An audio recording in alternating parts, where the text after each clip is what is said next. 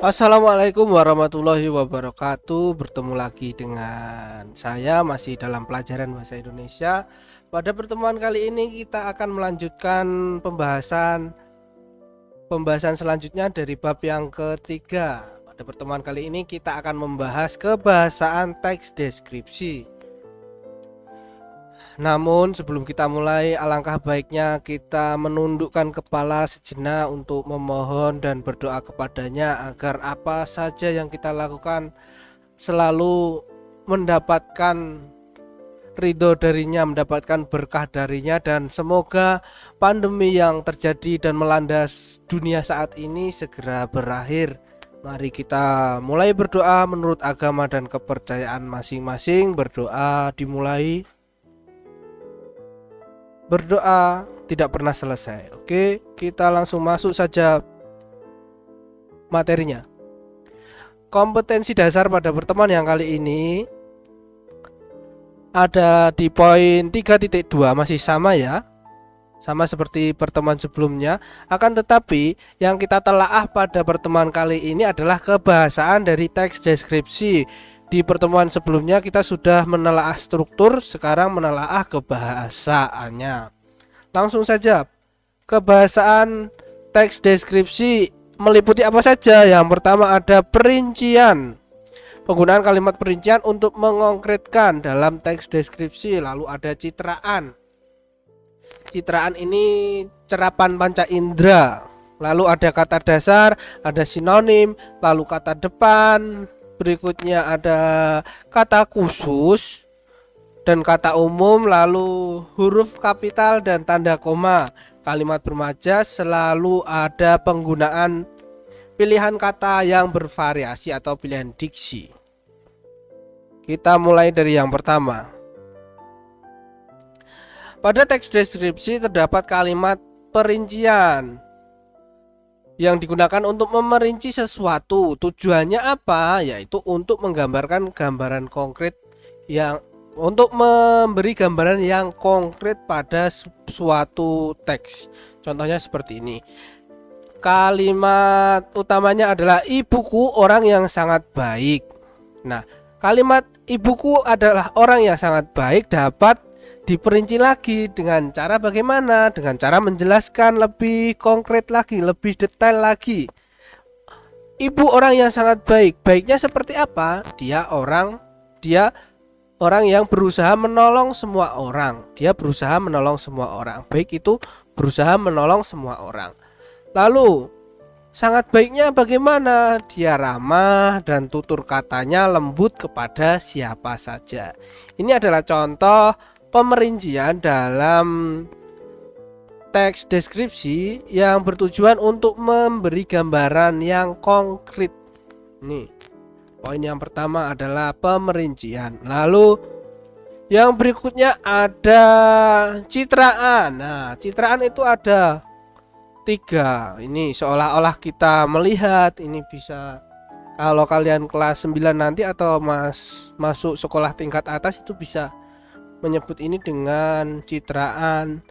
Kalau yang melihat visual, kalau yang seolah mendengar itu citraan auditif. Lalu seolah-olah merasakan, ini citraan yang seolah-olah merasakan, seolah-olah kita melihat. Contohnya bagaimana? Pantai panjang dengan pasir putih, air jernih dengan buih-buih kecil, bukit hijau menjadi latar pantai. Nah, dalam kalimat-kalimat tersebut seolah-olah kita bisa melihat bagaimana pantai panjang dengan pasir yang putih, air yang jernih dengan buih-buih kecil. Itu seolah-olah kita bisa melihatnya secara langsung, padahal kita hanya membaca sebuah teks. Lalu seolah-olah mendengar. Contohnya, debur ombak pantai terdengar berirama. Nah, jadi seolah-olah kita mendengar ombak pantai yang berdebur dengan berirama. Itu. Lalu seolah-olah merasakan udara terasa segar. Udara membelai tubuh kita, mengangkut semua keringat-keringat yang menempel di tubuh. Nah, seperti itu kan seolah-olah kita bisa merasakan. Lalu tujuannya apa ini? Manfaat kalimat yang menggunakan cerapan panca indera membuat pembaca seolah-olah hadir di tempat tersebut dengan cara melihat, mendengar, dan merasakan. Ini adalah manfaat dari citraan atau cerapan panca indera.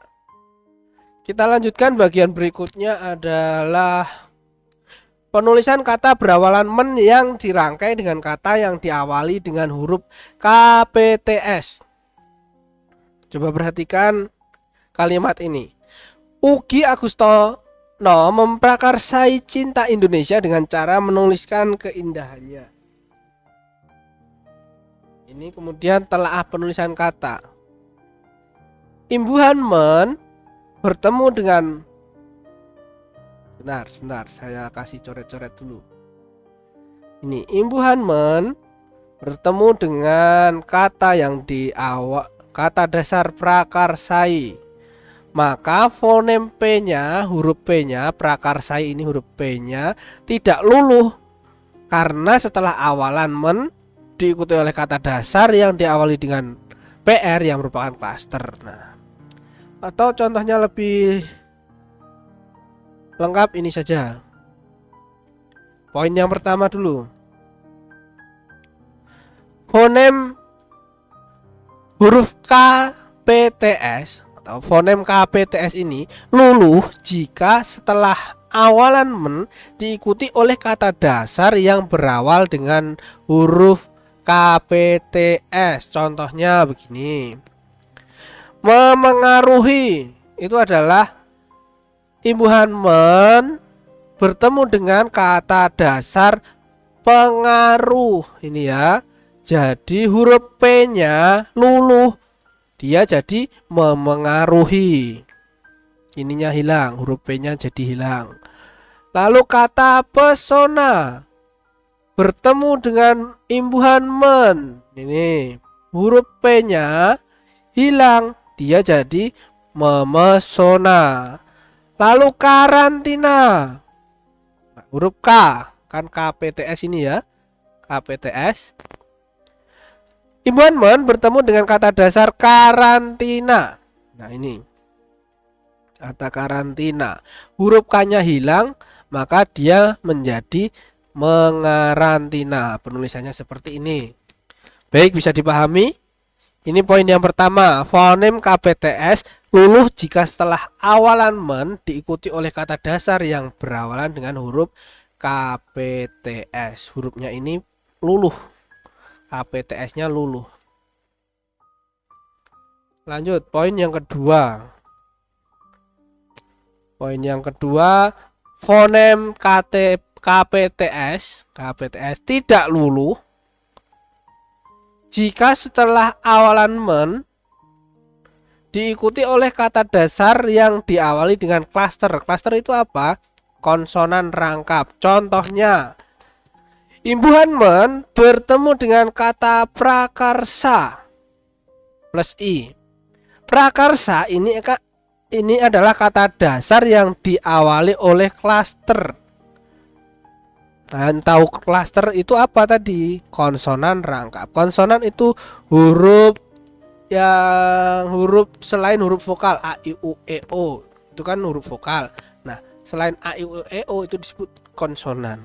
Nah, ini huruf P adalah konsonan, lalu ada huruf R. R ini kan konsonan. Jika imbuhan men bertemu dengan kata prakarsa plus i ini, maka dia huruf P-nya tidak luluh. Nah, jadinya seperti ini, tetap memprakarsai, tetap ada huruf P-nya, tidak hilang. Kalau yang pertama tadi kan pengaruh, ini kan jadi memengaruhi. Men plus pesona jadi memesona. Kalau ini tidak berubah karena dia susunannya ada konsonan rangkap. Contoh lagi ini, imbuhan men bertemu dengan kata keriting. Keriting itu kan huruf K kemudian huruf R ini ya. Jadi dia tidak menghilang huruf K-nya tetapi berubah jadi seperti ini, mengkeriting. Tetap ada huruf K-nya, bukan mengeriting. Kalau mengeriting itu keliru. Lalu contoh lagi, Imbuhan men bertemu dengan kata kritik. Imbuhan men bertemu dengan kata kritik. Dia jadi mengkritik. Ini huruf K-nya tidak hilang. Oke, itu tidak luluh. Lalu berikutnya fonem KPTS tidak luluh jika setelah awalan men diikuti oleh kata berimbuhan yang berawalan dengan huruf K. Jadi ini kan bukan kata dasar. Kalau ini pesona, ini kan kata dasar. Kalau ini pertahankan, men plus per plus tahan, nah jadinya tetap ditulis mempertahankan, bukan pernya, p-nya ini tidak hilang karena dia adalah imbuhan. Memperluas, kan kata dasarnya adalah luas, bukan p-nya ini. Mudah ya dipahami ini. Jadi kalau yang seperti ini ada imbuhan ganda ini tidak luluh fonem KPTS-nya. Oke, kita lanjutkan. Bagian yang berikutnya adalah kata. Sinonim kata. Ya, kata indah itu memiliki sinonim elok, permai, molek, lalu mengherankan, mengagumkan, memukau, fantastis. Tujuannya apa? Teks deskripsi itu menggunakan kata bersinonim, yaitu penggunaan sinonim pada teks deskripsi membuat teks tersebut menjadi lebih jelas dalam menggambarkan sesuatu. Tujuannya adalah untuk menggambarkan sesuatu menjadi lebih jelas. Oke, lanjut. Berikutnya adalah penggunaan kata depan di, ke, dari, dan awalan di. Nah ini kata depan di,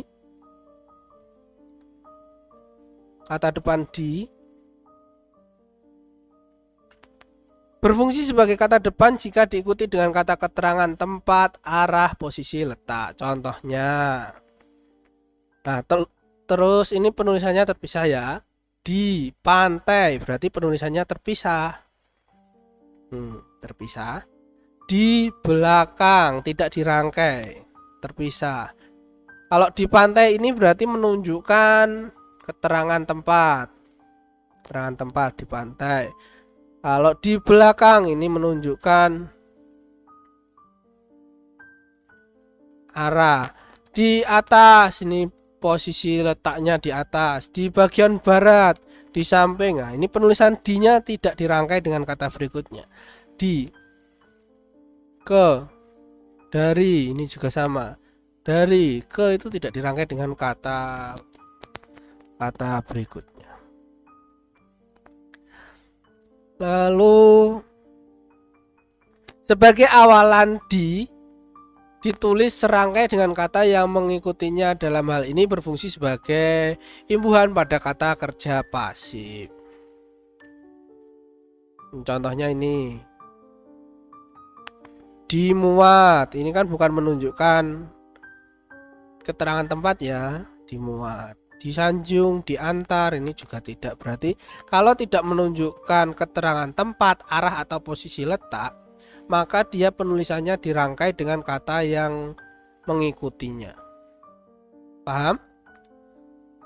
Kita lanjutkan. Yang berikutnya adalah penggunaan kata khusus. Kata khusus itu apa? Kata umum dulu. Kata umum itu apa? Kata umum adalah kata yang luas ruang lingkupnya dan dapat mencakup banyak hal. Contohnya indah, melihat hewan peliharaan, memegang, mengenai, memukul. Lalu kata khususnya apa? Kata khusus adalah kata yang ruang lingkupnya dan cakupan maknanya lebih sempit. Indah ini kata khususnya elok, molek, cantik. Nah, kalau yang kata khusus ini disebut hiponim, kalau yang kata umum disebut hipernim. Contoh yang lebih sederhananya ini. Kalau kata umum itu hantu, hantu itu berarti mengandung makna yang sangat luas. Nah, kata khususnya hantu apa? Ada yang namanya pocong, ada yang gendruwo, ada yang tuyul, ada yang kunti, dan lain-lain. Lalu kata umumnya ikan. Ikan itu kan sangat umum sekali. Ada ikan lele, ikan bandeng, nila, paus, lumba, dan lain-lain. Lalu seperti bunga juga. Kata umum bunga adalah kata umum. Lalu kata khususnya apa? Kata khususnya ada bunga bougainville, ada kamboja, ada mawar, melati. Semuanya indah. Oke, paham ya ini ya? Mudah ya dari contoh yang bawah ini. Kita lanjutkan, yang berikutnya adalah penggunaan huruf kapital dan tanda baca koma pada teks. Huruf kapital dipakai sebagai huruf pertama nama diri atau nama diri geografi jika kata yang mendahulunya menggambarkan kekhasan budaya. Contohnya ini, Sarung Makassar, ukiran Jepara. Huruf pertama unsur-unsur nama geografi yang diikuti nama diri geografi. Nah, ini Selat Lombok dibuat kapital, Teluk Benggala, Jalan Gajah Mada. Ini. Lalu tanda koma dipakai di antara unsur-unsur dalam suatu pemerincian atau pembilangan. Pantai Senggigi berada di Kecamatan Batu Layar. Kecamatan Batu Layar, koma. Kecamatan Batu Layar itu mana? Kabupaten Lombok Barat, koma. Kabupaten Lombok Barat itu mana? Provinsi Nusa Tenggara Barat. Selanjutnya tanda koma dipakai di belakang kata penghubung antar kalimat yang terdapat pada awal kalimat. Contohnya jadi. Dengan demikian, untuk lebih jelasnya kalian bisa mengakses tautan ini ya. PUEBI ini apa? Pedoman Umum Ejaan Bahasa Indonesia. Ini ada online. Kalian bisa lihat di sana lebih lengkap. Lalu penggunaan majas. Majas itu apa sih? Majas adalah cara melukiskan sesuatu dengan jalan menyamakannya dengan sesuatu yang lain atau kiasan. Ciri-ciri kalimat bermajas yakni dalam melukiskan sesuatu dengan cara menyamakan dengan hal yang lain. Misalnya benda mati seolah-olah bisa berbuat seperti manusia. Contohnya ombak berkejar-kejaran. Itu kan seolah-olah kan ombaknya bisa melakukan sesuatu yang hanya bisa dilakukan oleh manusia. Kemudian ada daun melambai-lambai, rumput bergoyang, itu juga bisa dianggap mengandung majas. Lalu di bagian akhir adalah penggunaan pilihan kata yang bervariasi pada teks deskripsi. Contohnya ketika kalian ingin menyebut terkenal, tidak hanya istilah terkenal saja. Pilihannya ada populer, ada kekinian, ada hit ngehit itu ya. Lalu contoh lain, menakjubkan, itu bisa memukau, mengagumkan.